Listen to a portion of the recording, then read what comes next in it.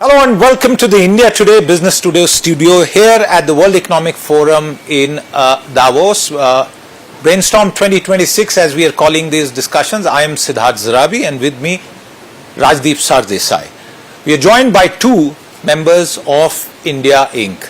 People who've been coming to Davos for years, who understand both the vibe and the substance of what this forum discusses. Rajan Mittal, Vice Chairman of Bharti Enterprises and a former past President of the Federation of Indian Chambers of Commerce and Industry. And with him, Anant Goenka. He's from RPG Group, one of the very well-known groups in the country, and currently, more importantly, the serving President of FICCI. Thank you very much for coming here. I want to begin with both of you, Anant, and right up there. The timeline for a possible trade deal with the United States has now perhaps been pushed by a quarter, but Rajdeep and I have been speaking to a lot of people from industry and we get the sense that many people in industry are now looking beyond it. If there's a deal, fine. If there isn't, life will go on. Some sectors have taken a hit. Others are looking at even bigger opportunities. EU trade deal is around the corner. What's your own sense about this as the president of FICCI? Absolutely. I think for the last few quarters we've been believing that the trade deal is around the corner, but it has been evading us. Clearly the government is on overdrive on FTAs with many other countries, and we are looking at diversifying trade across these new countries, whether it is New Zealand, Oman, Jordan. Recently there was a visit. EU will be a big one that comes in. There's also been a change in Indian FTAs from the developing world now to the developed world, where there is far more complementarity that is there. So even as business, we are looking at diversifying to new countries where FTAs are getting signed, and that presents a great opportunity. In a sense though, Mr. Mittal, is there a shadow of Donald Trump that looms over not just Davos, in a way perhaps that you've been coming here for years, that an individual sort of looms large over this World Economic Forum and looms over Indian industry as well? We've just seen a major market crash today. The markets have tumbled and there's a sense of uncertainty. Does that concern you as we start 2026, that we are in very uncertain times and business leaders have to adjust to these uncertain times? Rajdeep, the geopolitics is very different. The world is in influx, that's a given. The trust factors between nations, the trust factors between bilateral organizations is probably the lowest that we have seen. Having said that, I go around Europe, US, and I see the economies around. India is in a good shape. Trade deal is only one factor. We have a large domestic consumption markets. We have a government which is working very closely with the industry to ensure that the industry grows. India is growing to 6 to 7%. Sure, now we need to grow maybe double digit, but there are issues which are not in our control. Having said that, my belief remains Indian entrepreneur is also in that sense very active, very agile. There has been a hit in certain sectors of the industry. US will find its own space and place, and I'm certain as an entrepreneur and as an Indian I speak, we can't compromise our nation's sovereignty in that sense, or I would say the economic sense, where there are entrepreneurs, SME, MSMEs involved, farmers involved. We have to keep that in mind, that any trade deal that happens must be that way equitable. Hopefully, it's not affecting business confidence, this constant uncertainty. Now it's Europe versus the US. We don't know what Donald Trump will do next. Is it affecting business confidence in India, or do you believe India's fundamentals are so strong in your view that we shouldn't be worried about the world around us? No, I wouldn't say that. As I said, the influx is there, so there is always an uncertainty, and we cannot be bereft of that uncertainty. So yes, it does impact the growth, the capex spending, all that impacts. But also we have to, life has to go on. We have to ensure that whatever the issues which are with a particular country, they are being managed. Will it happen tomorrow? Will it happen 3 months? I think Indian industry is taken into this stride. That it will happen, but probably timing nobody knows. Sure enough, the Europe, US challenges as we are seeing, we hope that they do not, go through a much larger situation. So the world must remain calm. Otherwise, there will be an uncertainty. That is a given, and that does impact industry in India and across the globe. Rajdeep, I have observed this. When the great financial meltdown of 2008 happened, at that time there was a theory of decoupling, which in essence meant that whatever happens in the US, the nature of India's domestic driven economy is such that we escape the worst of it. Frankly, if you now come to it, there is an impact on certain sectors in India, but again, the nature of our economy allows for us to kind of escape the worst of it. But in an increasingly integrated world, supply chain issues, we can't escape from it. So that's a good point that you made, Raj. And I want to come to the domestic context and also look ahead.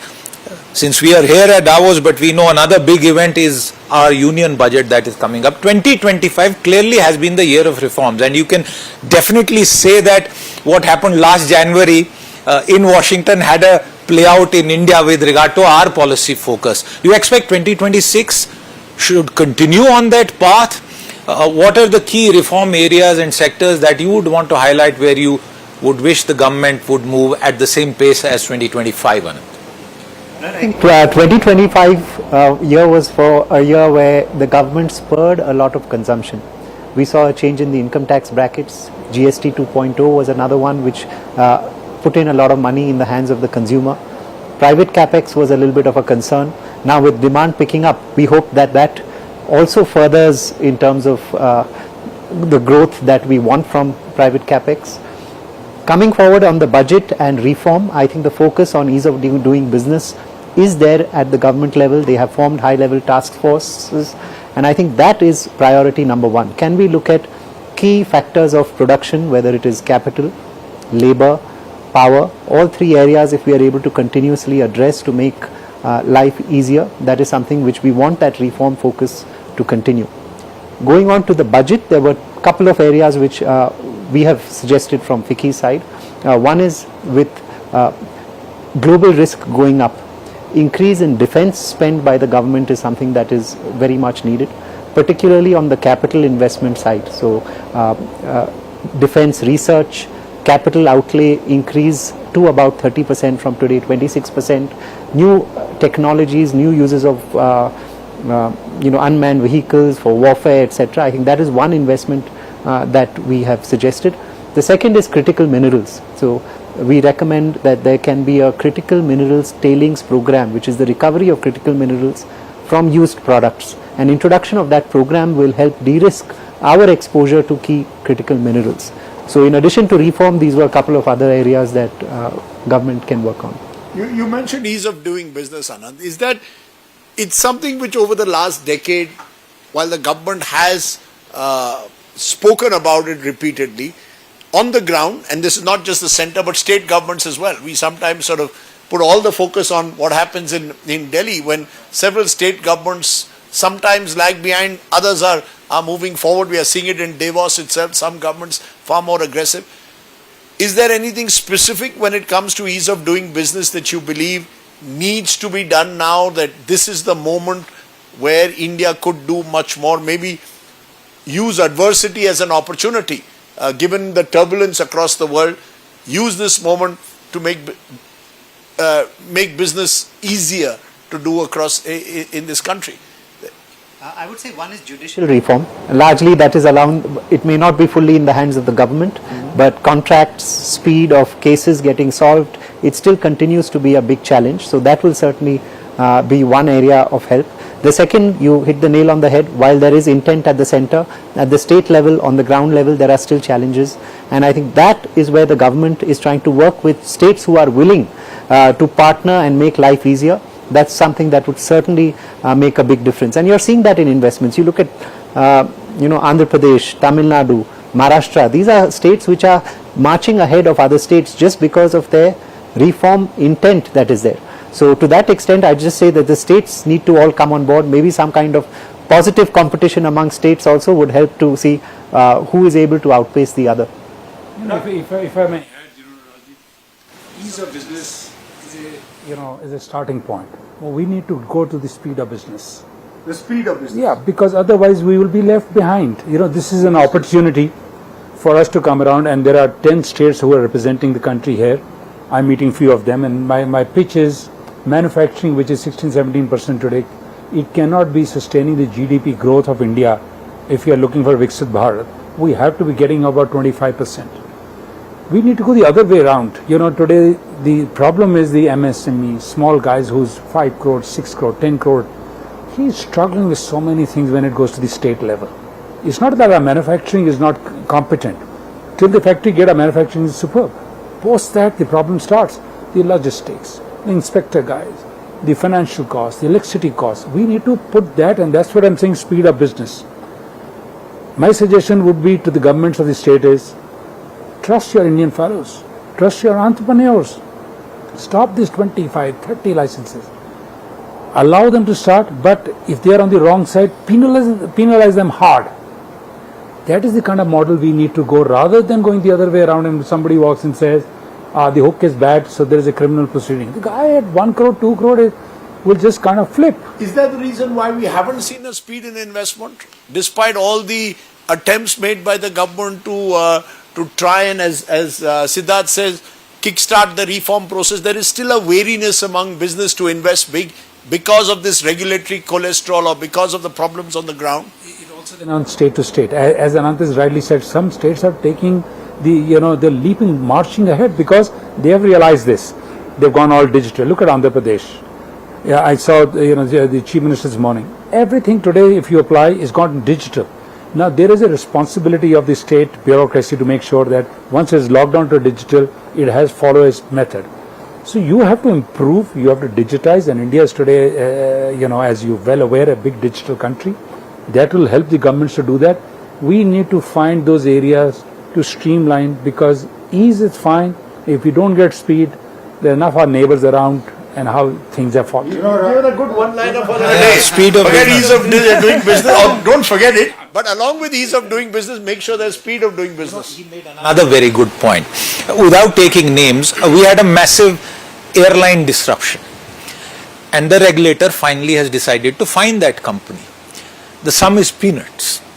And you see that sector across sector, there is a massive bureaucratic license raj, dozens and tons of compliances. But when it comes to, enforcement, you can do tariq pe tariq, plus the fine is, if the same thing had happened in the United States, you were talking about hundreds of millions of dollars apart from class action. Yeah. So that is where our systems lie. Anand made the point about judicial reform. I presume you want certitude and you want speed. Exactly. Empowering our regulators, genuinely empower them in sectors where there are good regulators. Rajan has had spent much of his life tangling with them, if I may say that, but they have reached a certain maturity. But in aviation, very clearly our regulatory framework needs to grow up and grow up fast, Rajdeep. But I come to this other point, Rajan, and allow me to say that because when you were speaking, that triggered a thought. We are asking you what you feel as Indian businessmen. What do foreign businessmen tell you about what they would like to see happening in India, apart from all that change that has happened, good positive change, that you can share with us, if not the names of who told you what, but at least what did they want? I think if I see the foreign investment, we are still, as a country, which is up there for them to come and invest in. There are not many options left for investments, I also have to say, but we shouldn't be complacent. As a country, we can't be complacent as to say, where will the foreign investment go? It will find, water finds its own level. And that's where the reforms are helping. And that's where the political will is helping. That's where the strong governments are helping. Reforms like GST are helping. So, as you rightly said, the regulators need to come and play their role. And if the states, and I'm concentrating on manufacturing because at a given point of time in my life, I thought India can never turn around on manufacturing. I've been started to be proven wrong, and I'm very glad that that is happening, because the employment, we have a huge, we should not undermine, we have a huge population, younger population. How many can go in the service industry? There is a point to it. Post that, manufacturing and some agriculture bit also has to play its role. So the companies are ready, they only need one, the guidance, certainty. I think the policy framework, certainty, and the contract. That is somewhere I would want the governments to, put their head. Massively important Supreme Court ruling that talks about a certain kind of structuring that has been allowed for decades in India, and this is a retrospective hit that is perhaps larger than the size of the acquisition and the exit made by a foreign investor. The back taxes and penalties is much larger. So there are overhangs of that issue. Anand, I want to come to that point on manufacturing. You're a manufacturing company, you know this space very well. Do you think we can kind of achieve a certain amount of scale with regard to manufacturing, which would really count us among the top few manufacturing nations across the globe? We know China's strengths, they are 30% plus, but do you think India has in it to reach a certain respectable number? I'm an optimist, and I really believe India has that. And that is, if you look at the best example would be that of the iPhone. When they came into India, I think they had certain beliefs that India cannot produce over a certain level of iPhone, we cannot do a certain level of value addition. All those beliefs have gone to the dust. The level of skilling that is there, precision manufacturing, now I think 20 to 25% of world's iPhones are made in India. So to that extent, I think there is no limit. We have skills, English speaking skills that are there. I think besides ease of doing business as one area which is being worked on, I think we can become that manufacturing powerhouse of the world. Within industry, I would say our share of R&D as percentage of investment needs to go up. We are only at 0.7%, whereas the developed world is at about 2.5-3% plus. So that is the onus is on us as industry to do more investment in R&D and on building brands. Why doesn't industry invest so much? I think at a macro level, the focus is too much on ROI. We need to put in ROI, I mean, I'm putting in this money now, I need to see that return in 1 year, 1.5, 2 years time. If we can change that mindset and say that, yes, this is R&D, there is going to be failures that may happen, you may not get a certain level of return, but in the long term, it is the right thing to do. It's a mindset change. I don't think there's anything much else. Because the other big focus here in Davos this time is AI and what artificial intelligence is doing to the world around us. Is there a sense within Indian business as well that you're going to have to push much harder on innovation to embrace AI rather than just look at AI for short-term profit? Because the fear, of course, is companies will look at use AI, cut down workforce, increase your profit. Do you believe Indian business is ready now to fully embrace what this AI revolution is all about? I think this is kind of a, if I may say, AI movie is being played. The implementation in many sectors will be very different than others. In science, in healthcare, I think it's going to be very largely helpful. There's no doubt in my mind. In manufacturing, it will play its own role. Yes, you're right. We have to skill our people accordingly, because there are people who are not skilled on the AI side, what all it can do. So there will be people who will be probably put out of job because of AI, but there will be also people who will be brought into this because of AI, because we have to learn this, how this machine is going to finally work, where all it's going to work, and how our Indian companies are putting research on the AI. We are behind it. Facing a business like yours, will you use AI creatively or will it lead to an inevitable loss of jobs? No, we are actually using it very creatively, and AI is helping us a lot. If you see, we have launched a campaign which we did very successfully on the calls which come in or the messages which are coming, which are spam. Millions and billions are being actually culled by AI because they know the algorithm, they know the pattern. It's been great help from a company of consumer facing and the customer which is facing, if I may say, nuisance of, So it is going to help. But we have to actually now start investing in AI from the Indian model, the LLMs of because India is a large country. We will have to start investing and doing that. And as Anant said, our spending on research and innovation is very low. Industry is only one part. If you see the global structure, it's not only the industry. Whole lot of innovation comes from defense side. Look at Israel. So much of the defense side which has been applied into the entrepreneurial side or the commercial side. Universities. We have to understand all this innovation that we see, which is the repository of sits in the universities in the US, in the UK, in the Europe of the world. We are far, away from that. Absolutely. So I think it has to be a combination of industry, academia, government, for make sure that India is right up there. Rajdeep, as we wrap this conversation, I have an aside to make. I'm so glad you joined this conversation, and I wish, because of all that what Rajan or Anant are saying, that we discuss too much politics. You discuss too much politics. You should discuss far more of the economy and business, because that's where India's future lies. Talking more about politics won't really, Rajdeep. No, I said it yesterday.